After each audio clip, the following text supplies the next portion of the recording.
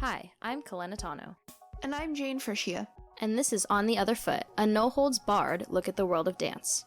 Each week, we bring you a podcast on nutrition, lifestyle, and mental health for regular people who happen to dance. Every Tuesday, we're going to take on a topic in the dance world that isn't spoken about enough and approach it honestly for our listeners. Isn't that nice of us? Okay, so today we come to you from inside a UC Irvine dance studio, and I have one of my dear friends with me. Her name is Karli Padilla. She is a junior dance major, so she's going into her third year. And we are going to talk a little bit today, kind of continuing a conversation her and I had over the summer about our thoughts on dancing in a big company versus dancing in a small company post-graduation. So Karli, if there's anything you'd like to say to introduce yourself. Of course. Well, first of all, I'm so glad to be here. This is awesome that we're even having this conversation. I think it's great that we can have this podcast as a way to just open up more discussions in the dance world that need to be, had. So this is really cool. But yeah, as for me, I'm entering into my junior year, here at ECI. It's crazy. I've been dancing for about 15 years, mostly ballet. And yes, it is my dream to get into a professional ballet company, and dance professionally. So, I'm just really excited for that. And yeah, I got 2 more years left here at school. So yay. Really, really cool. Yeah, today was our first day. It was our first day together. First day Jayne back. and I, we finally have a class together. So yay. So fun. Okay, All right. well, are we just gonna Yeah, get well, on I'll just in? Let's ask get you on the first in. question. All All right. right, so Karli and I, as I just said, know each other from school. Mm-hmm.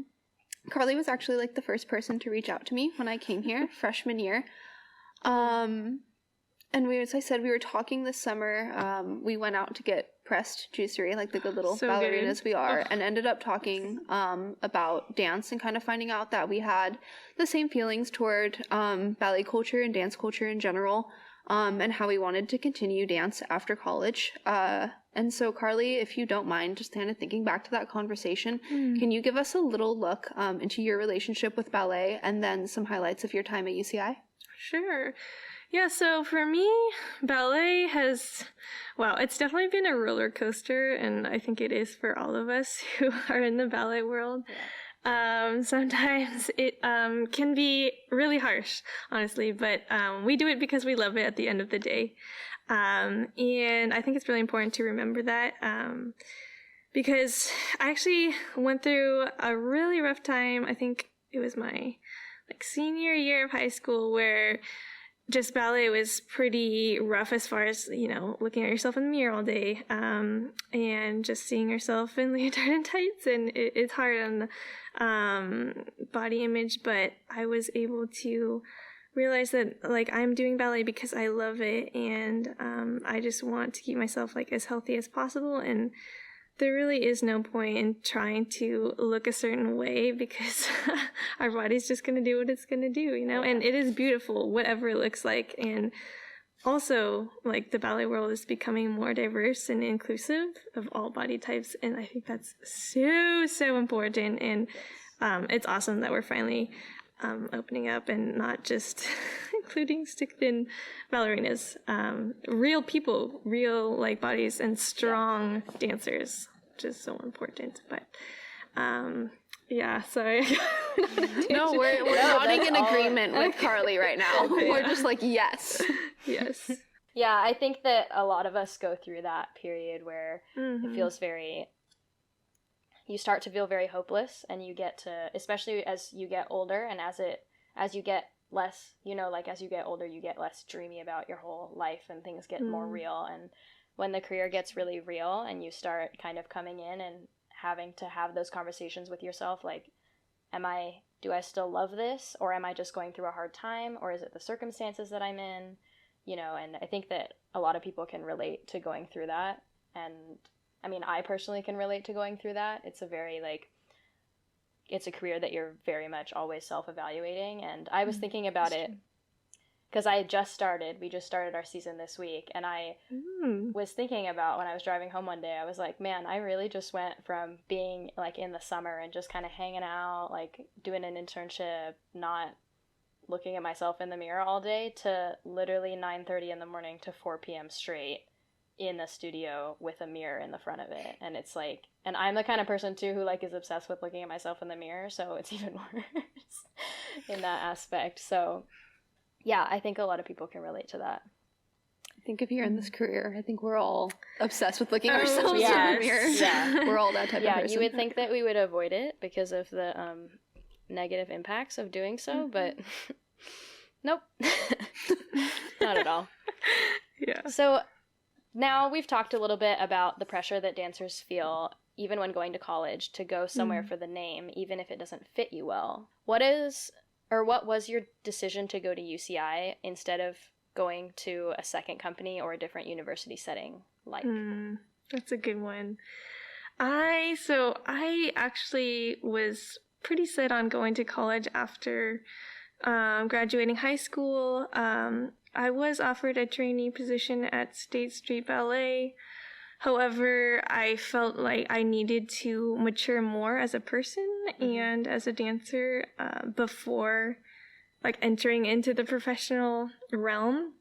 Just because at the university, you not only gain so much more more experience technically and more performance like opportunities, like you get connections, you get to know people in your field, and those are the people you're going to be working with for the rest of your career in dance. And so that was really cool too, and just learning all these things like taking care of yourself, icing and like rolling out and all that good stuff. I think I wouldn't have been prepared just emotionally and mentally, even coming straight out of high school into the professional world.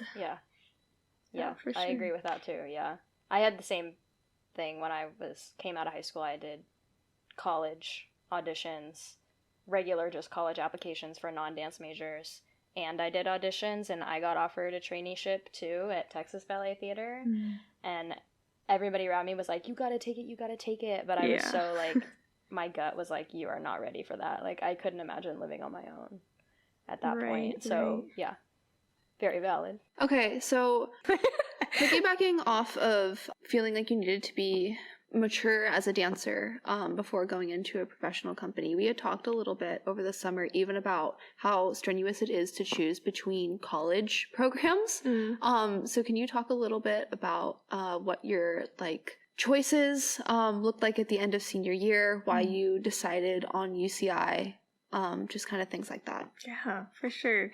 So I actually totally wanted to go away for school. Like I wanted to get out of California and just go wherever.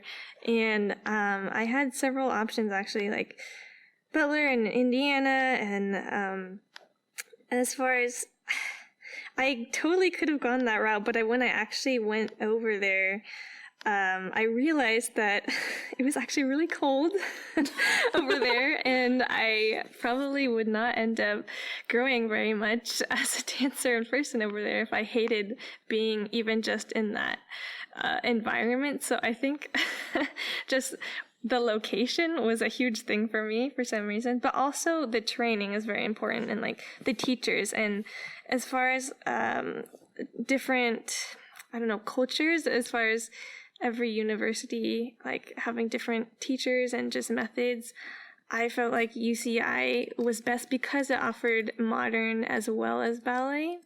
And it's pretty balanced here. Like they do have a really good ballet department, but they also have lots of modern here. And I really wanted that diversity so I could be a well-rounded dancer. And it also really worked out because I can still live here at home, so that's always nice. Saving money. But yes, for me, what was most important about choosing different universities was the training and how I would be growing like as a dancer here.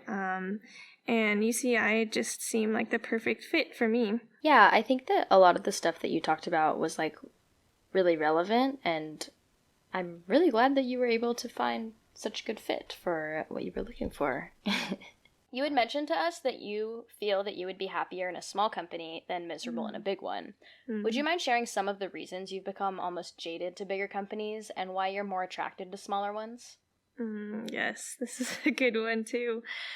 So for me, obviously, it is my dream to get into a professional dance company. However, I've never really had this one company like ABT or like PNB or some big company like that in mind. Like I've never had like the dream company, like that's the one. And I think the reason for that is because I realized that when you're in one of those big companies, it is almost like you're fighting all the time to prove that you're good enough or to try and, earn higher in the ranks or just get roles. And I think in that environment, I would not thrive versus a smaller company when it is more based on it's just easier as far as, being technically you can have relationships with the other dancers and it's not as competitive. And also you're valued based on your actual dancing rather than on the shape of your body. And I think that's a huge thing for me because I know certain companies I would not be able to get into. It doesn't even matter how well I can dance. I'm not tall enough. I'm not the right proportions, and that's totally fine. And I think I would just love being in any company, just any position that I got, as long as I was able to dance, because I think wherever you go, you are seen as valuable. And I think for me, I don't need the prestige of a bigger company. I would rather be in a smaller one, but still be fulfilled and be feeling like I am dancing for me and myself and not have to worry about all of that stuff. So that answer is why my conversation with Karli over the summer made me just think we have to have her on the podcast because, and I think with Allison we had talked a bit about how education when you're doing it at the same time as dance really changes your mindset of things. And I think for me personally, the biggest mindset change coming to college was the difference between how much I focused on needing to be the thinnest to be able to dance professionally versus the difference between now thinking I need to be the strongest and really being allowed the freedom to figure out what makes me a unique dancer beyond my body. And so I definitely feel like not only have I gotten that out of school, but that I've gotten that just in talking with a lot of dancers our age, because there does seem to be a really big push in the ballet world right now. I mean, you can even see it in bigger companies. PNB is really good about having diverse body types. There is a push really to be unique as a dancer and not just another rail thin girl. And I definitely respect that you need the freedom to be yourself as a dancer, to be happy in a company more than you need the prestige of a name. So that being said, as you've mentioned, you and I we've both had a little bit of experience professionally dancing, at an entry level. But can you talk to us a little bit more about the experiences you have had in the professional world so far? And do you think that these experiences have shaped your want to ultimately end up happier in a smaller company? Yeah, for sure. I think actually my experience as far as professional just performances, I have danced Sugar Plum. It was during my senior year back at the studio, but we brought in Tigran. He is now a principal dancer at LA Ballet. But he was an amazing partner, but I think just dancing with him and understanding more of where he was coming from, it was really cool to see and just understand what we're going to be doing out in the professional world. Like, it's not where you take classes every day, all day. It's so different from being a student, right? Like, you take one class in the morning and then you do rehearsals. And that was what it was like preparing for Nutcracker that year. And I think I saw that. And I was like, well, this is definitely different, but it's also really exciting. And I think it's just, it's part of that growth is the transition from pre-professional to professional. And that was just a really cool opportunity. And I'm really blessed to have had that. Mm-hmm. Yeah, I think that definitely it's very interesting to transition from being a student to being a professional, because like when I was in high school, I was super, super busy all the time, and like people were always like, oh my god, I can't believe you're so busy. And my freshman year when I was at UCSD, it was super busy because I was doing that and a traineeship, and it was just really wild. And then I got promoted, and I kind of was like, oh my gosh, I just have to dance from 9 to 4. It's crazy. And then my school is online. What am I going to do with my time? Which turned into, I have so many things to do all the time now, but it's a very different busy feeling. It's not, I feel like when you're in high school and even when you're in college, a little less in college, but still the same. It's very like, I'm in class from this time to this time, so I have that whole part of my day blocked off, and then I'm going to dance from this time to this time, and this is my weekly schedule, and this is when I have free time, and it's always the same, and it never changes. But now for me, like, I teach on Mondays, and I teach on Fridays, and I teach on Saturday mornings. I dance in the mornings, but then my evenings are unstructured busy time. So it's a very different kind of time management that I've had to learn how to do. That kind of loose, okay, I have this to-do list. When am I going to get all this done? Like, am I going to take a day to rest? Am I going to blah, blah, blah, do this, do that? Like, I have those options. And it's kind of a nice transition. I think that it's very, nice to be able to do that. I feel like it's a more like adult kind of time management. Yeah. Adulting. I know. It's like adulting. It's very like, I am in control of my own body and where I am in space at all times. I don't have to legally go anywhere. That's what I felt like packing my healthy snack for between classes, because I go 11 to 5 straight Tuesdays and Thursdays. And it is so that, like, I mean, not to complain about my schedule, you all should see Kalena's Google Calendar. It's everybody. It's oh my insane. God. The Google Calendar is like a feature in every episode. I do bring it up every 5 minutes because it is the most stressful thing. I really liked, I kind of want to go back to the point that you made about like location in small companies. I think that really that's something that's very relatable, and I think that that's something that a lot of people can connect with, is the fact that, when you're a dancer and when you care about what you do, sometimes I talk to people and they're like, oh, well, where would you make the most money? And I'm like, oh, well, probably at like an AGMA company, like at a union company. And people go, oh, well, where's that? And I'm like, oh, well, the closest one is in Seattle, and it's too big of a company, I would make it. And they go, okay, so where's the next closest one? And I go, Oklahoma City. And they're like, you're gonna move to Oklahoma. And I'm like, and you're like, no, ma'am, I'm not. I'm like, I mean, no, I'm not, but if I get to dance, I mean, hey, that's I mean, what's the problem? Like, I feel like that's a kind of interesting dichotomy that we have in the dance world, is very, especially in the United States. I mean, when you're in Europe, it's like, I'm in Europe. Also, you get paid everywhere in Europe. True. But the U.S. is a little different. I feel like ballet in the U.S. is so much more sacrificial. Yes, 100%. Oh, yeah.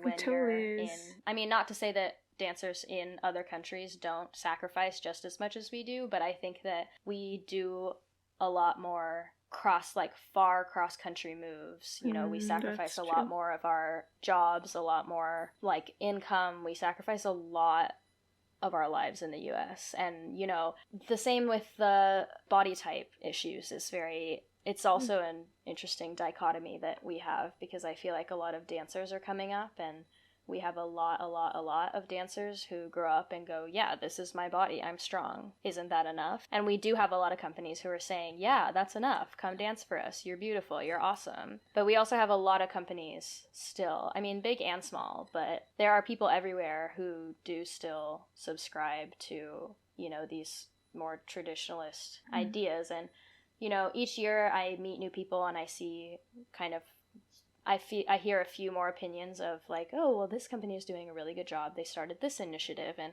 I think there's a lot of small steps, but it's kind of an interesting wave that we're having where there are a lot of dancers who believe that their body is enough and that that's what they want to be on. They want to be on stage and they want to do these things. And, you know, I also feel like audiences are a lot more accepting too. I feel like there might be some people out there who are still would look at somebody in Swan Lake and go, oh, they need to get her off the stage. But I personally have never met anybody who comes to a ballet show and says that the person on stage needs to lose weight or something like that. But I mean, at the same time, we are still living in the world where some companies don't put dancers like that on stage. But I think that there is an interesting dichotomy between what dancers are pushing towards and what company management is pushing towards, and I do think that we're starting to meet in the middle a little bit more, but I think it's kind of cool that we're having this wave. No, it's definitely cool, and it does, a lot of small companies do start initiatives. Like, it is great to see bigger companies take initiative and kind of set a forefront, but from a, I guess, grassroots standpoint, smaller companies being generally looked at, as Karli and I understand, to be more accepting and to be more of a familial environment, do pave the way. And I also, it's interesting because someone was talking to me the other day about how when you teach dance, you are not only teaching dancers, but you're teaching the future audience of dance.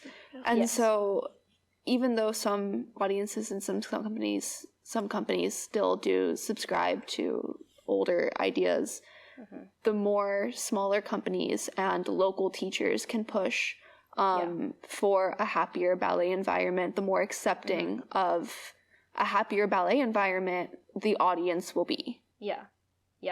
And I think that a lot of the moves that bigger companies make, like things like, oh, we have a huge partnership with this gym franchise. We have a huge partnership. We have these nutritionists, mental health, like psychologists, psychiatrists, physical therapists, dietitians, like people, big companies have that in their budget to bring those people in. And the impressive part for them is that they're taking those parts of their budget and dedicating them to those areas rather than wherever they were dedicating them before, or maybe they're putting in more fundraising efforts. But I think that it's really especially impressive when to see smaller companies taking the same initiatives, because smaller companies don't have those kind of things to just throw their money at, you know, like things like having a doctor on site, having a physician on site, having gym membership, paying for gym memberships, helping with these things are really difficult. So I do think that it's really impressive when I see or hear about or personally experience a company that is taking the initiative to provide its dancers a healthy environment. I think it's just really impressive, because I know that those companies are small because they receive less funding and because their budgets are not as large as these larger companies. But the fact that they're still willing to put money towards taking care of their dancers is really, really important, and probably one of the most impressive things to see from small companies. Okay, so before we keep going with this amazing conversation, we're just going to take a quick break, and we'll be back in just a little bit to keep talking about all the great stuff we've been talking about. Hey everybody, Kalena here. Before we keep going with this amazing interview, let's take a quick break to talk about On the Other Foot. I know, as if we haven't talked about it enough. On the Other Foot is currently entirely run and produced by 2 college students and funded by the little change in our piggy banks, as well as the generosity of our guests and contributors. If you'd like to support On the Other Foot, consider making a contribution by becoming a supporter through Anchor. You can become a supporter today by navigating to our Anchor page and clicking Support This Podcast. Your contribution supports conversations between dancers, teachers, and all regular people who are a part of the On the Other Foot community.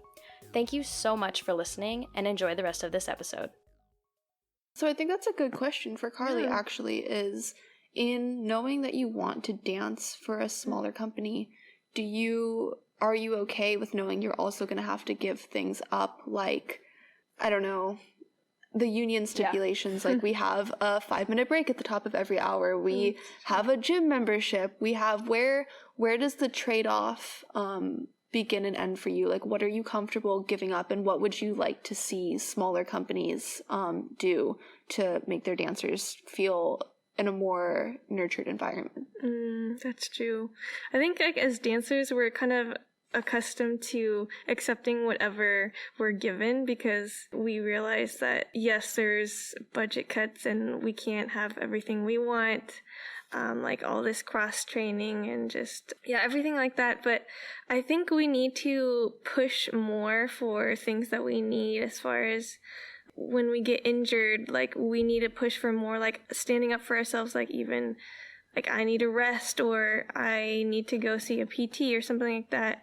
If you're in a smaller company, obviously they can't, some of them don't have PTs there, and that's okay, but I think they need to at least block time out for dancers where they can go out and get that. And I think sometimes if you don't have that time, there's no way to fit it in later, and so that's also where problems come in, and where you can't just get help when you really need it. And so I think as dancers, we need to help ourselves by pushing for things like that that we need. Like in my business major, I've taken like business communications classes and classes about, relations and stuff like that. And a chain is only as strong as its weakest link, to be cliche. So if you have a company and you're putting on incredible performances, but you have a community behind the curtain of just festering negativity and tensions and issues within your company,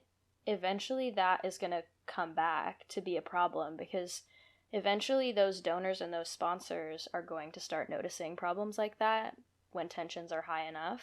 And I think that as our society becomes more progressive towards things like body image, mental health, therapy, company relationships, just in general, those people in this society that is going more towards those things is the society that pays the money to buy tickets to every ballet company shows. And I think that something that ballet companies like ABT have really benefited from is saying things like, we're unionizing our company. I mean, that's a huge financial move, but just as a basic example, we're unionizing our company. We are promoting healthy dancers. ABT they did the Pride production where they like dedicated the show to their LGBT plus dancers. And I think that is what sells tickets in today's society. That's where money is going to start coming from. And the sooner that companies start to realize that, I think that the better off we are going to start to become. Starting to take tiny little baby steps to fix those things is just going to create like a blossom from the inside out. And I mean, the grass is always greener on the other side, but oh my god, I've cliched twice, you guys. I'm spiraling. I think that this blossoming has already begun, and I think it is a big reason that this podcast was inspired in the first place. And it kind of came out of an experience, like our conversation over the summer came out of experiences that we had, and I don't know where I'm going with this, but this is definitely what you're talking about as far as the dance community, the dance audience, the people that fund dance, really leaning toward the more progressive aspects of society that make environments more friendly toward the people inhabiting them, I think has already begun, which is really great to see. That's good. No, I think that audiences really do applaud that, like both literally and figuratively. Like when they see like ballet companies making steps toward change, they resonate with that, because we are all, we want acceptance in so many areas of our lives. And I think it's just good to see these traditions being broken and making way for this much needed change in so many aspects, and not just in ballet, but in so many other areas. Yeah. So I just think it's really cool, and audiences definitely see that. And they're drawn and towards I think that. Yeah, and kind of going off of that, like when I tell people that I'm a professional dancer, they're like, oh my God, I want to come to your show. And it's not even really from a place of like, wow, ballet is just so pretty and I just like watching the pretty colors. Like, nobody is that simple. People kind of idealize like the life of a ballerina, like it's like the reason why we follow celebrities on social media. It's not because we're just like, wow, pretty. Sometimes it is, but there's also the deeper, like, we want that. Like, everything that we consume comes from a place of wanting to be a part of that thing and wanting an experience in relationship with that thing. And I think that ballet is very much like that. People really are interested in, like, the glamorous life of a ballerina. And the more that we are able to tell people, like, yeah, this has been so incredible. Like, I'm having such a wonderful time. Like, everybody is so nice. Like, we as people empathize and want other people to be having a good time and want other people to be happy and want this like ballerina lifestyle to be a thing. And the more that we create positive atmospheres in our companies, the more that audiences will respond both socially and financially. And I think that just going that little extra step to show that your dancers are important to you, just like any company would take extra steps to show that employees are important to them. It's typical. Right. It definitely does come from a place of care, and dancers, especially non-unionized companies, aren't taken care of as much as even just like an entry-level minimum wage teenager has this job. But going back onto what you kind of said about the lifestyle of a ballerina being idolized, the idea of the lifestyle of a ballerina, I think, has changed a lot, because now you don't just have to have your career in American Ballet Theater and San Francisco Ballet.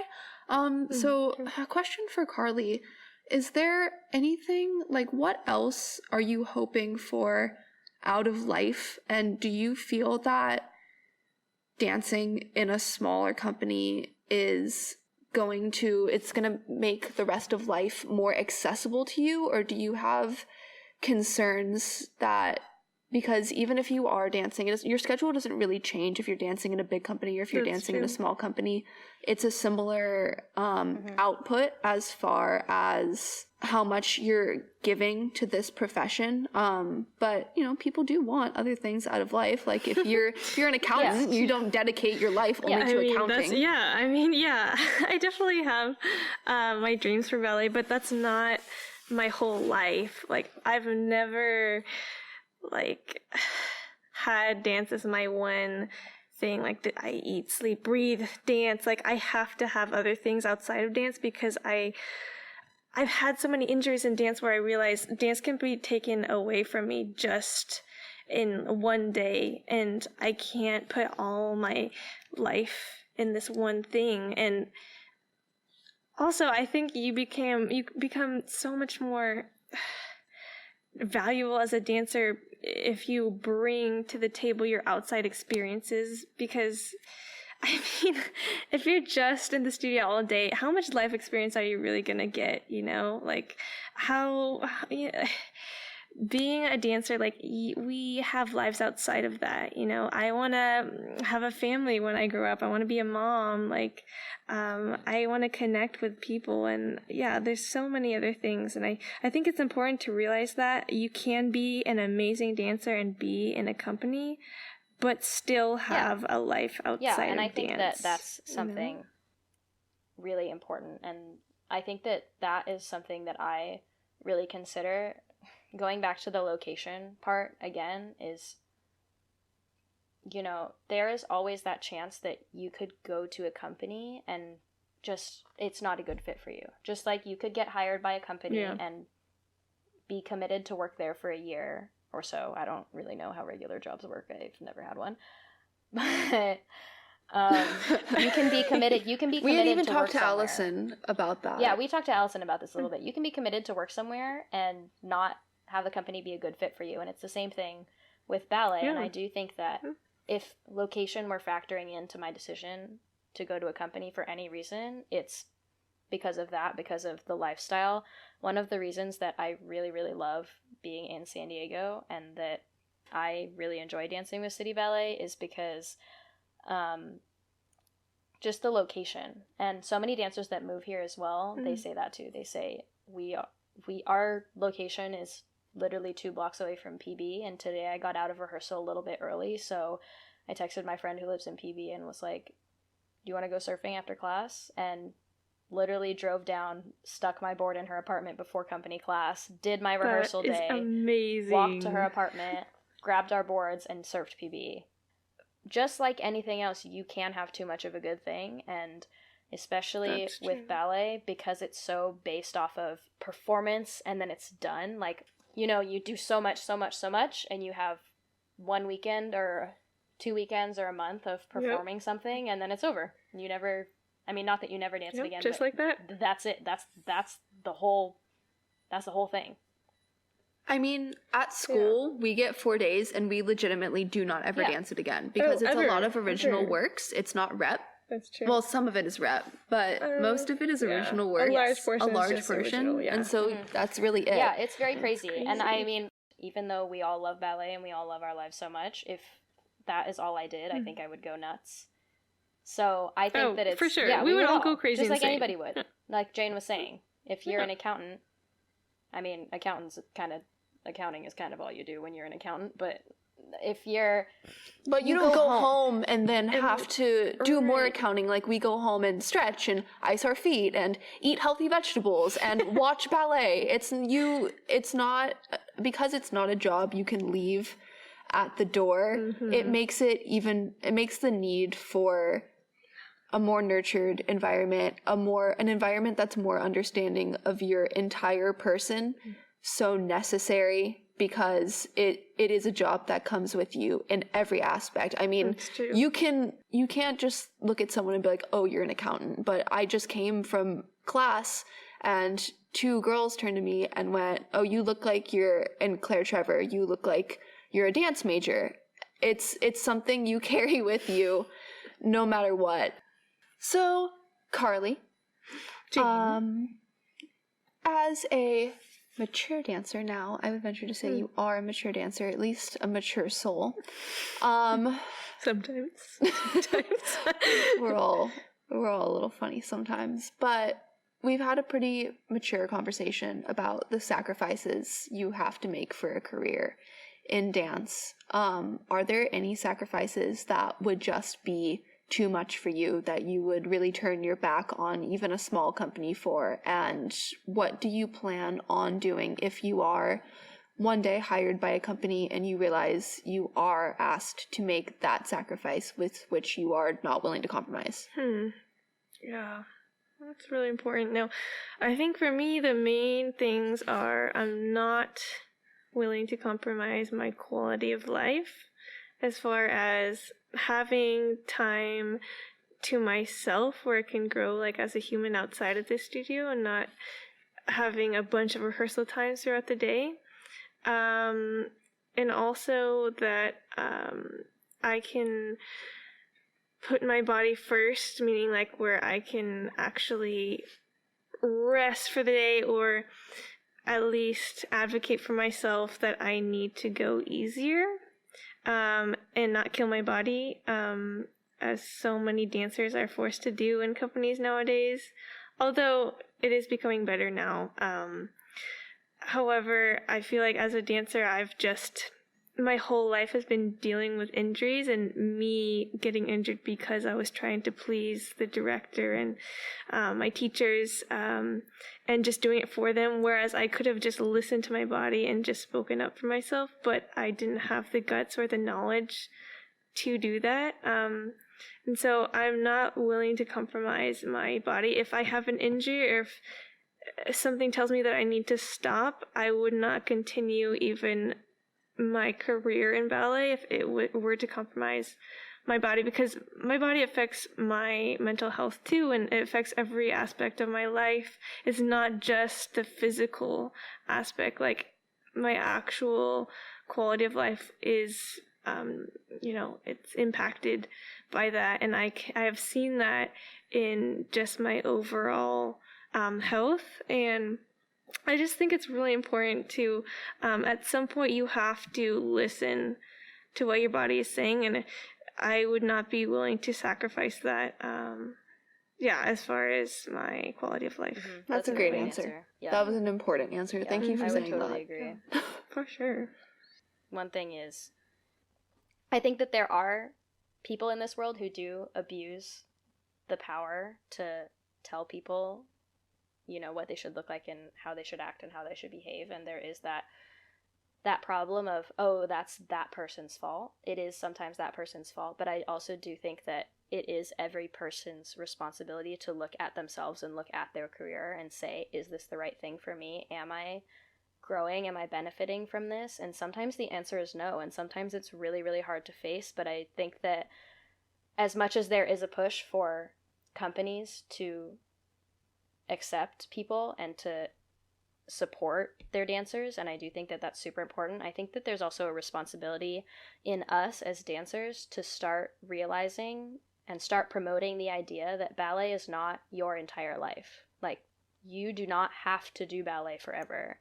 Just because someone tells you that you're not going to have you're, quote, air quotes, not going to have a career because you need to lose 10 pounds does not mean that you have to lose 10 pounds. It doesn't mean that you have to sacrifice that and you have to put yourself in that mental state for what you want to do, because... And not everyone will ask that out of you, and sometimes it is just a matter of finding the right place. Yeah. So with all of that being said, Karli, do you have anything you would like to leave us with? I think that, honestly... Yeah, what we've talked about, not every company is going to be right for every dancer. Like, there is a place out there for you, like what you're saying. It just takes time to find it, and I think even closed doors are answers, and they're beneficial because it's just another opportunity. Like, okay, that's not it, now on to the next thing, and we'll find out what the next option is. But that doesn't mean no from the whole world of ballet. Like, there are so many different companies out there, and I think that's what's so great about it. And yeah, we have a diverse option, just so many options out there for us now, and that's what's so great about living now in this world of ballet that's changing still now, and lots of positive changes are coming now, and I think it's just really cool to be in that, and we don't need to be as worried now, like as far as body images and just different trainings and everything. Like, there is a place out there for everyone, and you just need to go out there and put yourself out there and see what happens. So thank you so much, Karli. That was such a good It was so fun to sit in the studio with you. Thank you, Kalena. This was awesome. The world is a very large place. There is not just the city that you are in right now, the company that you are in right now, the job that you are working right now, the school that you are going to right now, what's going on right now. There's so much. So much that you can do. And as I am getting older, I'm realizing that, and I really just wish that people would start to realize and start telling younger people that, because it's so burdening to have to learn that too late, and so many people learn it too late.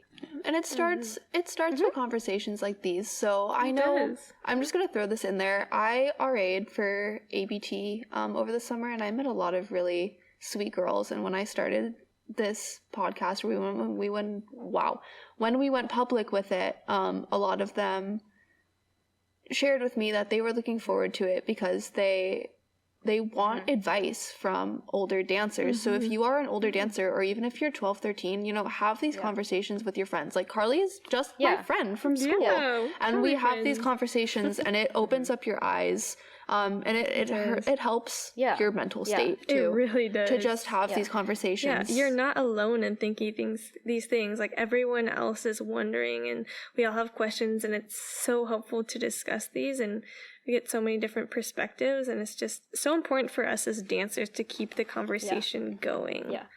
So yeah. Do you have any social media you want to plug? Sure, my Insta. I actually don't even know my username. We're gonna look it up real fast. Let's look it up. I know it's Karli Padilla. I think it's Karli_Padilla. I think that's what it is.